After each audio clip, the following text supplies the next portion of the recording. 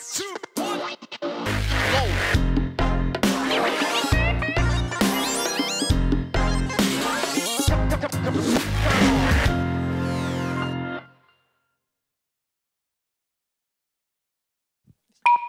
Ok, bonsoir à tous.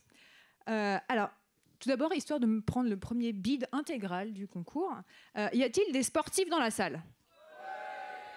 Super. Alors, j'ai une petite question pour vous. Quel est, selon vous, le point commun entre un match de volley et les stratégies d'internationalisation des PME? Là, ça fait moins les marioles quand même, hein.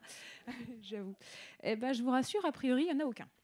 Et pourtant, vous allez voir que l'étude d'un match de volley va nous permettre de comprendre l'internationalisation des PME. Alors, je rassure aussi ceux qui n'y connaissent absolument rien en volley, vous allez comprendre, en théorie. Alors, il faut savoir que les PME, c'est 99,8% des entreprises et 60% de l'emploi en Europe. Donc, comprendre ce qui motive leurs actions est essentiel. Alors, si on revient un petit peu sur le cas de notre match de volley, vous voyez notre superbe photo ici. Un joueur qui reçoit le ballon dispose de plusieurs options. Il peut soit renvoyer directement la balle, soit la transmettre au passeur qui dispose à son tour de deux options, renvoyer directement ou la transmettre à l'attaquant qui se chargera de terminer l'action. Son comportement va dépendre à la fois de la stratégie qui a été déployée en interne et aussi des effets extérieurs, les mouvements de surprise, etc., etc.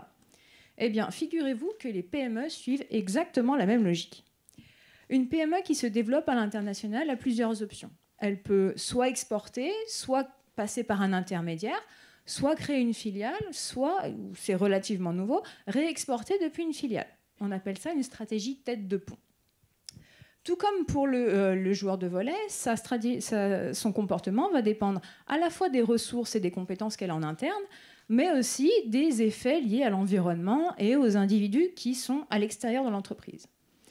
Alors, pourquoi est-ce que les PME décident de créer des filiales, de réexporter depuis des filiales? Comment est-ce qu'elles s'y prennent? Quelles sont les difficultés qu'elles rencontrent? Pourquoi est-ce qu'un territoire va se retrouver attractif pour certaines et pas pour d'autres? Et au final, une stratégie tête de pont est-elle réellement plus profitable qu'une autre stratégie? Voilà un petit peu les questions qui guident notre recherche.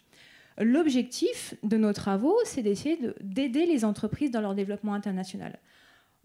Pour cela, nous nous basons sur l'étude de cas de 5 PME manufacturières de la région Rhône-Alpes et nous essayons de comprendre les motivations, les actions entreprises, les difficultés rencontrées, voire les solutions apportées.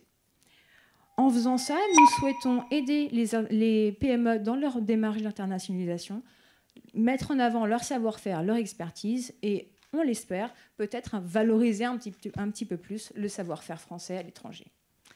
Voilà, merci. Tout le monde a compris, c'est bon ?